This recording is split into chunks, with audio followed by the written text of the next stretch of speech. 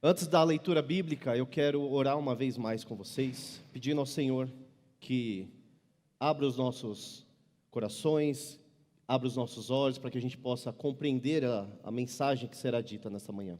Feche os seus olhos, por favor.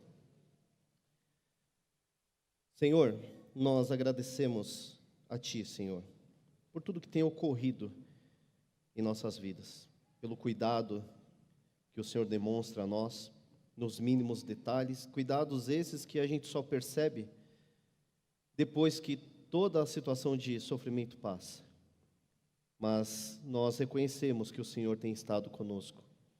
O Senhor não apenas enviou o seu Filho na cruz, mas o Senhor cuida de nós e leva o nosso fardo dia a dia para que nós tenhamos plena paz em Ti. Que essa paz possa estar conosco nesta manhã, para que a gente possa compreender aquilo que o Senhor quer falar conosco. É o que te pedimos em nome de Jesus. Amém. Domingo passado, nós pregamos novamente, em Provérbios capítulo 27, do versículo 6. O versículo 6 que dizia: leais são as feridas feitas pelo que ama, porém os beijos de quem odeia são enganosos. Então nós trabalhamos um pouco este versículo aqui e fizemos algumas aplicações de como era extremamente necessário nós amarmos uns aos outros, mas amarmos uns aos outros com a verdade de Deus. E nessa manhã a gente vai estudar o versículo 7 do mesmo capítulo. E eu quero ler com vocês agora o versículo 7 do capítulo 27, que diz: a alma farta pisa o favo de mel, mas a alma faminta todo amargo é doce. Eu vou ler novamente. A alma farta pisa o favo de mel, mas a alma faminta todo amargo é doce. O título que eu dei para esse sermão é O Deserto do Coração Humano, E as crianças que estão anotando, a palavra do dia é deserto. Só que as crianças vão ter que ficar atentas nessa manhã, porque essa palavra deserto ela vai demorar um pouco para voltar a aparecer.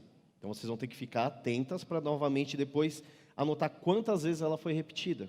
Mas nós vamos retomar para essa palavra depois.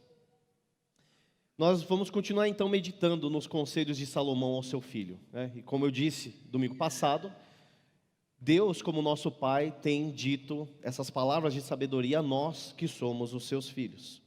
E eu vou repetir a estrutura da semana passada, quando eu dividi o versículo em parte A e parte B. Então, nessa divisão, eu vou utilizar muitas passagens bíblicas.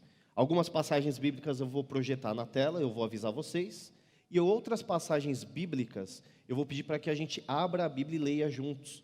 Vocês acompanhem a leitura comigo, mas eu vou orientando conforme isso vai acontecendo.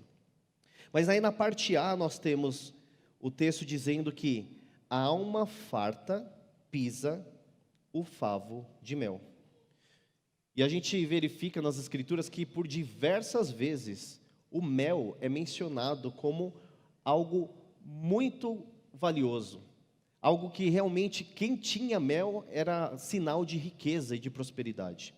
Inclusive agora para vocês me acompanharem na tela, tem aí o texto de Deuteronômio 27:3 que diz: escrevam nelas todas as palavras desta lei, assim que tiverem atravessado para entrar na terra que o Senhor, o seu Deus, dá a vocês, terra onde fluem leite e mel, como o Senhor Deus dos seus antepassados lhes prometeu. Então perceba que o mel era uma iguaria singular, Ela estava ali entre as coisas mais preciosas que alguém poderia ter. Isso pode parecer um pouco estranho para nós, mas o mel era extremamente apreciado. E nesse trecho a gente vê que aqueles que estão fartos, aqueles que estão satisfeitos, são capazes inclusive de desprezar o mel. Tamanha é a satisfação da pessoa que ela vai desprezar algo como o mel. E eu sei que para nós talvez seja um pouco difícil imaginar esse amor todo por mel, Até onde eu sei, acho que ninguém aqui é tão fascinado por mel assim. Esse versículo mesmo, eu não compreendo ele tão bem utilizando a palavra mel. Aqui, se eu pudesse trocar essa palavra mel por uma sobremesa chamada banoffee, eu entenderia bem melhor. Aqueles que desprezam, a alma farta despreza o banoff. E meus irmãos, ainda mais se for um banoff feito por um casal aqui dessa igreja. E eu não vou dizer quem é, porque senão eles não vão dar conta de fazer para vocês e eu vou ficar sem. Então, não adianta insistir, eu não direi quem é esse casal. Vocês vão ter que dormir com essa aí. Mas qual que é o ponto aqui? O ponto é que quando nós estamos satisfeitos, nós desprezamos coisas, ainda que essas coisas sejam boas. Então pense, para que eu realmente tenha que desprezar essa sobremesa, desprezar um banoff, eu tenho que estar tão satisfeito ao ponto de olhar e falar assim, ó, não, obrigado, eu não quero essa sobremesa não. E ao longo desses 37 anos, isso nunca aconteceu. Então, para vocês verem que realmente tem que estar muito satisfeito, a alma tem que estar extremamente farta para que você despreze algo bom, algo que você considera bom. E se para você não é o banoff, você pode trocar pelo alimento ou a sobremesa preferida sua, seja chocolate, torta, bolo. O sentido vai ser o mesmo. Quando nós estamos satisfeitos, nós então desprezamos essas iguarias, ainda que elas sejam boas. A parte B do versículo 7 vai dizer: mas a alma faminta, todo o amargo é doce. Se quando nós estamos satisfeitos e fartos, nós desprezamos até mesmo a melhor das iguarias, ao contrário também é verdadeiro. Quando estamos famintos, nós não ficamos selecionando muito o que comer. Qualquer alimento para nós naquele momento é bem-vindo, porque estamos famintos. A minha esposa e eu, nós assistimos muito esses programas de sobrevivência e a gente fica abismado como as pessoas são capazes de comer qualquer coisa quando elas estão com muita fome. Quando elas estão com muita fome, qualquer coisa vira alimento. Isso embrulha o nosso estômago às vezes, de olhar as coisas que eles são capazes de comer, mas é isso que a fome faz. Ela faz com que a gente coma qualquer alimento. No meu tempo de exército, 2 dias sem comer foi suficiente para eu achar uma sopa de casca de melancia, casca de melão, cabeça de coelho e pescoço de galinha, um dos alimentos mais maravilhosos que eu tinha provado. Tamanha era a fome que a gente estava sentindo. Porém, até aqui a gente está falando só de aspectos físicos, né? Nós estamos falando sobre a maneira como, estando satisfeito, nós rejeitamos alguns alimentos, e quando nós estamos famintos, nós não pensamos muito no que comer, nós ficamos menos criteriosos com esse alimento.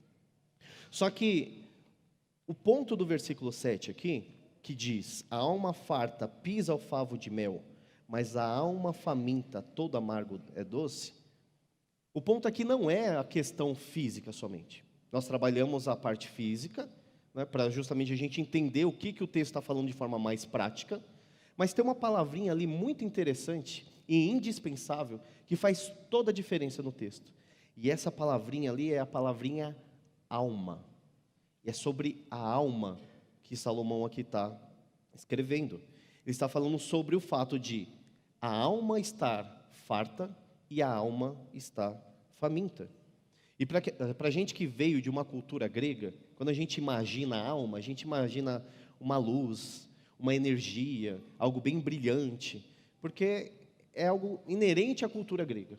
Só que, para o judeu e a língua hebraica, alma tem um sentido totalmente diferente. E eu vou colocar aqui na tela para vocês acompanharem o texto de Gênesis 2:7, que diz: então formou o Senhor Deus ao homem do pó da terra e lhe soprou nas narinas o fôlego de vida, e o homem passou a ser alma vivente. Essa palavra aí traduzida como alma vivente, no original, no hebraico, a palavra é nefesh. Nefesh, que literalmente significa garganta. Então, o que o texto está dizendo ali de forma literal é que Deus, quando soprou o fôlego de vida, Ele nos transformou em gargantas ambulantes. E por que o judeu entende isso? Por que na língua hebraica é dessa forma? Porque garganta, para os hebreus, significa algo que sente anseio e necessidades externas. Anseios de sobrevivência, como comida, água, ar. E é exatamente assim que Deus nos criou. Deus nos criou seres com necessidades externas. E se você pensar um pouco sobre isso, é exatamente assim que nós somos. Pensa no seu dia a dia como que você satisfaz as suas necessidades. É sempre buscando coisas externas. Não é como os coachings dizem, olha, busque dentro de você e você ficará saciado. Não é dessa forma. A maneira como nós ficamos satisfeitos é buscando auxílio externo. É por isso que nós comemos, é por isso que nós bebemos, é por isso que nós lemos livros, assistimos filmes, nós viajamos, nós buscamos todas essas coisas externas para satisfazer os nossos anseios. Nós fomos criados dessa maneira. É dessa forma que Deus nos criou. E Deus nos criou dessa forma para que nós, desde que nós existimos, nós tenhamos necessidade e anseio de Deus. Deus nos criou como gargantas que sente fome, sede, necessidade de ar, para que a gente sinta necessidade dele. Isso está no DNA da nossa alma. Isso não tem como você tirar isso. Nós sempre estamos necessitados de algo. Se Deus não nos tivesse feito dessa maneira, nós seríamos seres independentes e autossuficientes. E seríamos capazes de nos saciar. Nós seríamos capazes de não depender de nada e nem de ninguém. E no Éden, Adão e Eva tinham esse entendimento. Eles eram seres dependentes e satisfeitos em Deus. Mas após a desobediência deles, eles continuaram como criaturas que dependiam de algo, que precisavam satisfazer os seus anseios. Mas agora o objeto de desejo, a dependência deles, por causa do pecado, passou a não ser mais Deus, mas as coisas do mundo e a si próprio. E não é assim que acontece? Quando nós não nos saciamos em Deus, nós buscamos saciar esse desejo nas coisas do mundo. Nós buscamos saciar esse desejo no trabalho, no cônjuge, nos nossos filhos, nos netos, nos amigos, no lazer, nos estudos, enfim, em várias coisas. Tudo é motivo para que a gente possa buscar esse desejo, possa satisfazer esses desejos. Mas se a gente tenta saciar a nossa fome com essas coisas, trocando a honra que é devida a Deus, nós não somos dignos dele. Na tela também eu coloquei o texto de Mateus 10:37, que diz: quem ama seu pai ou sua mãe mais do que a mim, não é digno de mim. Quem ama seu filho ou sua filha mais do que a mim, não é digno de mim. Perceba que o texto não está dizendo que é pecado amar pai, mãe, filho. Não é pecado. Mas quando nós invertemos a prioridade de amar os nossos familiares mais do que nós amamos a Deus, aí sim isso se torna pecaminoso. Porque nós devemos primeiro amar a Deus. É o primeiro mandamento. Amar o Senhor teu Deus de todo o coração, com toda a sua força, com todo o seu entendimento. Esse é o primeiro mandamento. Quando você troca essa prioridade, você acaba pecando contra o Senhor e adivinha, você não fica saciado. Porque na maioria das vezes, quando você confia de forma extrema nas pessoas, o que acontece é que você se frustra. Você vai ficar frustrado porque pessoas são pessoas. São pessoas falhas, que dependem de saciedade. São pessoas que carecem da glória de Deus. E se você confiar extremamente em alguém, seja ele quem for, pai, mãe, filho ou neto, você vai se frustrar. Você vai se frustrar e você não vai estar saciado. Por isso, quanto mais você bebe e se alimenta das coisas desse mundo, você continuará sedento e faminto. E agora sim, eu peço para que vocês abram comigo lá, na primeira carta de João, capítulo 2.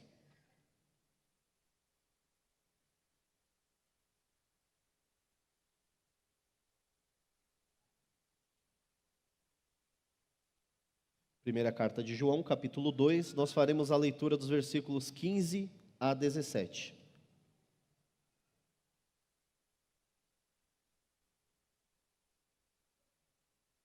E assim diz a palavra do Senhor: não ameis o mundo, nem as coisas que há no mundo.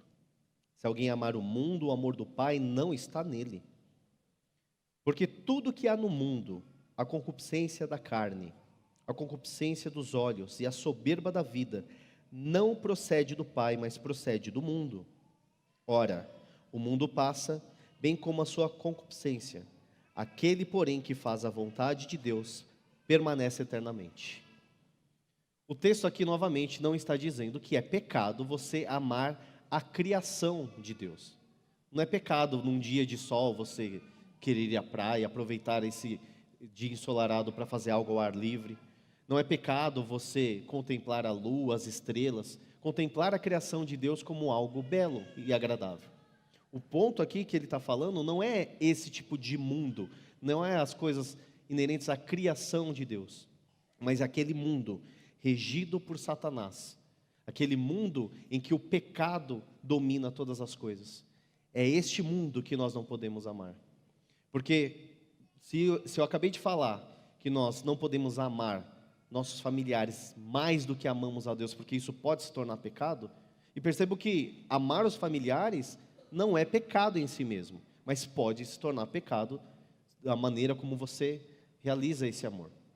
Porém, o que eu estou falando aqui agora, e que João está falando, é sobre amar coisas que são realmente pecados.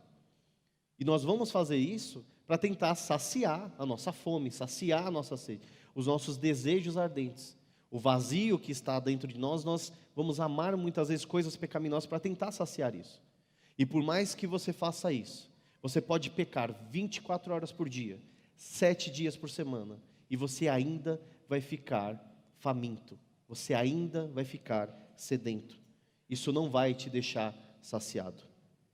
Veja que o problema do ser humano, então, é ter a sensação de alma farta. Quando nós estamos escravizados ao pecado, nós temos a sensação de alma farta. Eu não preciso de nada. Do que eu preciso? Eu preciso realmente de Deus? Não, esse negócio de Deus aí é para quem está perdido. Eu não estou perdido. Eu acredito em Deus, eu sei que Ele criou todas as coisas, mas eu tenho a minha vida aqui, eu tenho as minhas falhas, afinal, errar é humano, né? Quem que não peca? E eu continuo vivendo nos meus pecados. E essa pessoa tem a noção de que está saciado, mas ela não está. E esse é o perigo de ter essa sensação de saciedade.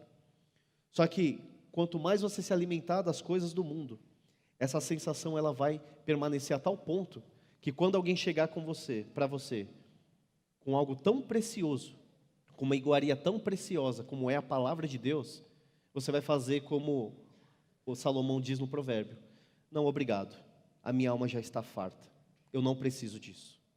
E você vai pisar esse precioso favo de mel que é a palavra de Deus. E você vai fazer isso não se submetendo à palavra de Deus, você vai fazendo isso não fazendo uso dos meios de graça, você vai fazer isso não dando ouvidos a quem quer que seja, porque você está pisando um favo de mel, esse precioso favo que é a palavra de Deus. E é possível ainda que a gente tenha pessoas na igreja que vão se saciar com as atividades que elas executam na igreja. Talvez vocês possam chegar a pensar que, porque vem aos cultos de manhã e de noite, isso é suficiente, eu estou satisfeito. Eu venho todos os cultos, de manhã, de noite, eu participo de todos os pequenos grupos, toda atividade da igreja eu estou lá, eu não falto um. Isso vai te dar uma sensação de estar satisfeito. Ou então, você pode chegar a pensar que, porque está numa diaconia, você está liderando uma diaconia, isso é suficiente. Afinal, além de servir, eu ainda lidero uma diaconia. Isso deve ser suficiente. Ou até mesmo, você pode exercer o ofício de diácono e o ofício de presbítero na igreja e achar que isso é suficiente. E é por isso que eu quero deixar bem claro que essas coisas não são suficientes para nos satisfazer. É por isso que eu quero deixar bem claro, até mesmo aos nossos diáconos, o Devanir, o Vitor, o André, que não é suficiente vocês serem diáconos. Não é suficiente para que eu seja presbítero. Não é suficiente para que o Guilherme seja pastor da igreja, que o Elmer seja pastor da igreja. Não é suficiente. Se satisfazer nas atividades para Deus não é a mesma coisa que estar satisfeito em Deus. Vou repetir de novo. Se satisfazer nas atividades para Deus não é a mesma coisa que estar satisfeito em Deus. E Jesus condenou essa falsa sensação de saciedade. E novamente eu peço que por favor vocês abram comigo no Evangelho de Lucas. Evangelho de Lucas, capítulo 18.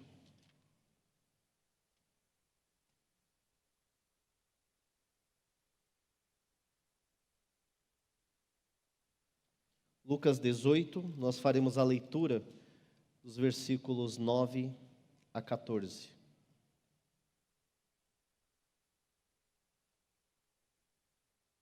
Essa falsa sensação de estar satisfeito, talvez faça com que você ore dessa maneira aqui, em que Jesus condena. E a partir do versículo 9 do capítulo 18, nós lemos assim: propôs também essa parábola a alguns que confiavam em si mesmos, por se considerarem justos e desprezavam os outros. 2 homens subiram ao templo com o propósito de orar, um fariseu e o outro publicano. O fariseu, posto em pé, orava de si para si dessa forma: ó Deus, graças te dou, porque não sou como os demais homens, roubadores, injustos e adúlteros, nem ainda como este publicano. Eu jejuo 2 vezes por semana, e dou o dízimo de tudo quanto ganho. O publicano, estando em pé, longe, não ousava nem ainda levantar os olhos ao céu, mas batia no peito, dizendo: ó Deus, sê propício a mim, pecador. Digo-vos que este desceu justificado para a sua casa, e não aquele, porque todo o que se exalta será humilhado, mas o que se humilha será exaltado. Domingo passado eu falei um pouco sobre a questão do orgulho e o perigo que é o orgulho, principalmente no meio da igreja. O orgulho vai nos impedir que a gente se submeta à vontade de Deus. Vai impedir que a gente se submeta ao conselho das pessoas segundo a palavra de Deus. O orgulho vai impedir que a gente mude as nossas atitudes. É por isso que Deus resiste aos orgulhosos. Porque os orgulhosos não há espaço para iguarias preciosas como a palavra de Deus. E qualquer coisa que te satisfaça, que não seja Deus, vai apenas ocultar a verdade, que o seu coração é um completo deserto. Crianças, a palavra deserto. Finalmente ela chegou. Esse é o nosso coração. O nosso coração é um completo deserto. Não é só apenas uma necessidade básica de algo. É um deserto seco e sedento por água. A parte B do versículo 7 de Provérbios diz que a alma faminta, todo amargo é doce. É por isso que não vai adiantar você apenas identificar a real situação do seu coração. Você precisa preencher com algo que realmente vale a pena. Na tela eu coloquei aí o texto de Jeremias 9, os versículos 23 e 24, que diz: assim diz o Senhor, não se glorie o sábio na sua sabedoria, nem o forte na sua força, nem o rico nas suas riquezas, mas o que se gloriar, glorie-se nisto, em me conhecer e saber que eu sou o Senhor, e faço misericórdia, juízo e justiça na terra, porque dessas coisas me agrado, diz o Senhor. Talvez a gente vai querer satisfazer esse deserto do nosso coração com as coisas desse mundo, como eu já falei. E a gente vai satisfazer essas coisas, vai procurar nos satisfazer com essas coisas, vivendo atrás de dinheiro. E a gente vai viver atrás de dinheiro, sabe por quê? Porque a gente quer uma casa melhor. A gente vai viver atrás de dinheiro porque a gente quer um carro melhor. A gente vai viver atrás de dinheiro porque queremos roupas melhores. E dessa forma você vive atrás de dinheiro. E a forma de você saciar esse deserto é buscando dinheiro. Só que eu já fui assim. Eu já fui exatamente dessa maneira. Há 13 anos atrás eu estava numa igreja que pregava a teologia da prosperidade, como tantas outras que nós temos por aí. E era isso que eu fazia. Eu tentava o tempo todo ficar rico. Eu empregava minha força, minha energia, meus recursos, porque eu queria ficar rico. Eu queria ter dinheiro. Até porque eu era ensinado, como muitos são, que ter dinheiro é sinal de bênção do Senhor. Que se uma pessoa é rica, então logo ela é abençoada pelo Senhor e ela é salva. Só que como nós aprendemos domingo passado, foi através de uma leal ferida que eu fui liberto dessa demoníaca ideia. E eu peço que vocês abram comigo lá no texto de 1 Timóteo, capítulo 6.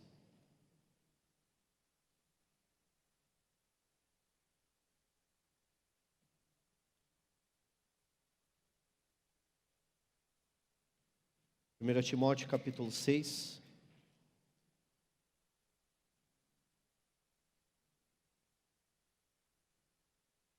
Nós faremos a leitura dos versículos 7 a 10.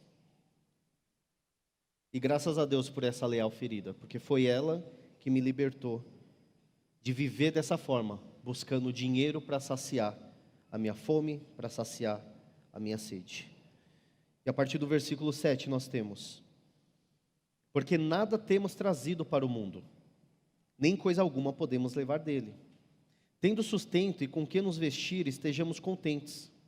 Ora, os que querem ficar ricos caem em tentação, em cilada e em muitas concupiscências insensatas e perniciosas, as quais afogam os homens na ruína e perdição. Porque o amor do dinheiro é a raiz de todos os males, e alguns nessa cobiça se desviaram da fé e a si mesmos se atormentaram com muitas dores. E foi dessa forma que, lendo este texto, eu entendi que não é sábio chamar qualquer coisa de doce, qualquer alimento de doce. Porque esse é o perigo. Quando nós estamos famintos, quando nós estamos realmente com muita fome, qualquer alimento que aparece por aí, nós vamos falar: veja, isso é doce, quando na verdade é algo amargo. Como eu disse, eu e minha esposa, a gente assistia muito esses programas de sobrevivência, e uma das coisas básicas que eles ensinam é que você não pode beber de qualquer água, que você tem que ser criterioso com a água que você bebe. Um exemplo claro que eles dão é: se a água é parada, você não pode tomar dessa água, porque ela contém provavelmente bactérias, por conta da exposição ao calor e por não ter movimento. Da mesma forma, quando você se sentir e você enxergar toda essa fome que você sente em querer aprender de Deus, cuidado. Quando você começar a enxergar que você está sedento e você precisa beber uma água o mais rápido possível, cuidado com as fontes de água que você vai beber essa água. Porque mesmo no meio evangélico, há muitas fontes de bactérias espirituais. Nós precisamos ter cuidado com isso. Nós não podemos chamar de doce aquilo que é amargo. Porque somente Cristo é a verdadeira comida. Somente Cristo é a verdadeira bebida. E tudo aquilo que é fundamentado nas Escrituras é alimento e bebida seguros. Você precisa avaliar seriamente tudo que você ouve. Seja ouvindo na internet, seja lendo em algum livro, ou seja ouvindo aqui nesta manhã. Mesmo que eu estou dizendo a vocês, vocês precisam avaliar. Vocês precisam pegar tudo isso que eu estou dizendo, ir para a palavra de Deus e verificar se eu estou dizendo a verdade. Não pode ser verdade apenas porque eu estou falando. O que eu estou falando só é verdade se é verdade de Deus. Porque se não for verdade de Deus, precisa ser rejeitado. Coloquei na tela aí também para a gente acompanhar o famoso texto de Gálatas 1, os versículos 8 a 9, que diz: mas ainda que nós, ou mesmo um anjo vindo do céu, vos pregue um evangelho que vá além que vos tenho pregado, seja anátema. Assim como já dissemos e agora repito, se alguém vos prega evangelho que vá além daquele que recebeste, seja anátema. Ou seja, se alguém pregar um evangelho diferente daquele que Jesus ensinou, seja maldito. E seja quem for, seja eu, seja o pastor Guilherme, seja o pastor Elmer, ou qualquer outra pessoa que suba aqui para ensinar vocês. Se o ensino é diferente da palavra de Deus, seja essa pessoa maldita. Seja ela maldita por estar ensinando um falso evangelho, para que as pessoas creiam num falso Deus. Só que você ainda pode chegar à seguinte situação: você pode conhecer a verdade, estar numa igreja bíblica, mas ainda assim se sentir faminto, se sentir sedento. E você não consegue entender por que conhecendo a verdade, você continua com fome, você continua com sede. E um dos motivos que isso pode estar acontecendo é porque talvez você tenha se achegado a uma igreja bíblica apenas para obter conhecimento. E o mero conhecimento não vai te saciar. O mero conhecimento não vai deixar que você tenha essa sensação de saciedade. Essa sensação de saciedade só pode ser encontrada em Cristo Jesus. As Escrituras dizem de forma clara que o justo vive pela fé. E percebam, eu não estou excluindo o conhecimento, mas o mero conhecimento, apenas o conhecimento também não vai trazer satisfação. Nós precisamos buscar, pela fé, o pleno conhecimento em Jesus. Mais uma vez eu peço que me acompanhe na tela o texto de Colossenses 2, de 2 a 5. Está na versão da NVI, quero ler com vocês. Esforço-me para que o coração deles seja fortalecido, sejam unidos pelo amor e alcance toda a riqueza do pleno entendimento, a fim de conhecerem plenamente o mistério de Deus, a saber, Cristo. Nele estão escondidos todos os tesouros da sabedoria e do conhecimento. Digo isso para que ninguém os engane com discurso persuasivo. Porque embora esteja fisicamente longe de vocês, estou presente em espírito e me alegro em ver como estão, vivendo em ordem e como está firme a fé que vocês têm em Cristo. A preocupação de Paulo aqui não era apenas que eles tivessem conhecimento, mas a grande preocupação e alegria de Paulo é a firmeza da fé deles. Eles tinham firmeza em Cristo Jesus, firmeza na fé com pleno conhecimento. Percebam que a fé e o conhecimento, elas não são inimigas, elas caminham juntos. Mas se você buscar apenas o conhecimento, isso não será suficiente para que você seja satisfeito. E a maravilhosa e boa notícia é que todo esse deserto do coração humano, ele é saciado por Cristo. Cristo é aquele que sacia o deserto do nosso coração. E é por isso que a gente pode ter esperança, porque Ele faz isso de forma gratuita, Ele faz isso de forma amorosa. Ele morreu na cruz, para que todos aqueles que creem nele, tenham o seu coração saciado. Tenham o deserto do seu coração saciado de uma vez por todas. O ponto aqui, meus irmãos, é que você pode pegar a Bíblia, ler ela toda. Você pode ler ela toda, decorar todos os versículos que tem aqui. Mas sem a fé em Jesus Cristo, você não pode agradar a Deus. Sem a fé em Jesus Cristo, você não estará saciado. Por isso que não é apenas conhecimento. Aqueles que dizem que a letra mata, eles não sabem o que estão dizendo. A letra mata se você busca somente o conhecimento, o mero conhecimento, apenas para ser inteligente. Dessa forma, sim, estaremos mortos. Mas quando nós buscamos o conhecimento de Deus pela fé em Jesus Cristo, de forma alguma esse conhecimento nos mata. Pelo contrário, esse conhecimento nos liberta. E a nossa confiança é que Deus vai nos encher de toda alegria, Deus vai nos dar a verdadeira esperança, e nós ficaremos saciados de uma vez por todas. Eu peço que vocês abram comigo no texto de Mateus capítulo 15, eu quero que vocês acompanhem com uma passagem bem curiosa que nós temos nas Escrituras, de uma mulher que clama a Jesus por causa da sua filha que está endemoniada. Ela reconheceu que estava faminta do Senhor e precisava de auxílio imediato. Ela clama ao Senhor pedindo migalhas ao Senhor. Vamos acompanhar o texto do capítulo 15 de Mateus, os versículos 21 até 28. Mateus 15, 21 a 28, que diz: Partindo Jesus dali, retirou-se para os lados de Tiro e Sidom. E eis que uma mulher cananeia, que viera daquelas regiões, clamava: Senhor, filho de Davi, tem compaixão de mim. Minha filha está horrivelmente endemoniada. Ele, porém, não lhe respondeu palavra. E os seus discípulos, aproximando-se, rogaram-lhe: Despede-a, pois vem clamando atrás de nós. Mas Jesus respondeu: Não fui enviado, senão as ovelhas perdidas da casa de Israel. Ela, porém, veio e o adorou, dizendo: Senhor, socorre-me. Então ele, respondendo, disse: Não é bom tomar o pão dos filhos e lançá-lo aos cachorrinhos. Ela, contudo, replicou: Sim, Senhor. Porém os cachorrinhos comem das migalhas que caem da mesa dos seus donos. Então lhe disse Jesus: Ó mulher, grande é a tua fé. Faça-se contigo como queres.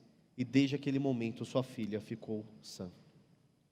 Quando nós descobrimos o deserto que há no nosso coração, nós ficaremos tão famintos que nós diremos ao Senhor: Senhor, me dê qualquer coisa, ainda que sejam migalhas, ainda que sejam migalhas, porque eu sei que as suas migalhas serão doces para mim. Ainda que sejam migalhas, eu quero que o Senhor me dê isso. Só que quando nós clamamos dessa forma, não são migalhas que Deus nos dá. Ele nos dá o pleno perdão dos nossos pecados, a salvação completa em Jesus Cristo. Isso não é migalhas, não é de forma alguma migalha. Isso é um completo banquete, um completo banquete que realmente sacia a nossa fome e sacia a nossa sede. A gente vai pedir migalhas, mas Ele vai nos dar um banquete que só pode ser encontrado na pessoa de Jesus Cristo.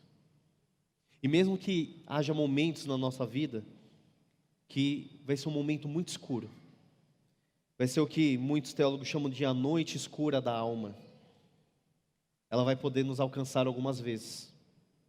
E com certeza muitos de nós passarão por esse momento. Nós passaremos por aquele momento que as Escrituras chamam de o vale da sombra e da morte. Só que mesmo nestes momentos nós devemos nos lembrar que nós não pertencemos a nós mesmos. Nós, os que fomos salvos por Jesus Cristo, nós pertencemos a Ele na vida e na morte. É o que a gente canta aqui nessa igreja. Nós pertencemos a Ele na vida e na morte.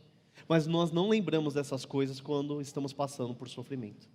E é justamente sobre isso, sobre essa maravilhosa notícia que a gente tem que lembrar.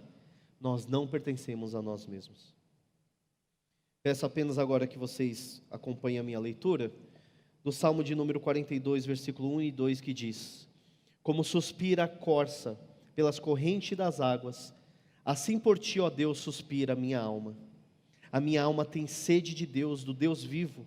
Quando irei e me verei perante a face de Deus? Veja, o salmista está sedento. Ele, como garganta, sente sede, e ele precisa ser saciado. E Jesus então responde, não só ao salmista, mas responde para nós também, que Ele é o pão da vida, e o que vai a Ele jamais terá fome, e o que crê nele jamais terá sede. E o meu desejo, a minha oração para vocês e para todos nós, é que o deserto do nosso coração seja plenamente saciado por Jesus Cristo. Amém? Feche seus olhos, eu quero orar. Senhor, nós clamamos a Ti, Pai, para que o Senhor sacie o deserto do nosso coração. Nos faça plenamente saciados em Ti. Não nos deixe que a gente fique satisfeito pelas coisas desse mundo. Não nos deixe ficar satisfeitos com as atividades que executamos. Não nos deixe ficar satisfeitos com absolutamente nada que não seja Jesus Cristo. Que somente Ele seja o nosso Senhor, Salvador de nossas vidas. Que a Ele adoremos e que a Ele nós obedeçamos para a glória e honra do Teu santo nome. E é o que te pedimos em nome de Jesus. Amém. Meus irmãos, eu peço que a igreja fique de pé, para que agora então a gente cante, que nós cremos no Deus que sacia o deserto do nosso coração, e nele a gente pode confiar de forma plena e eterna.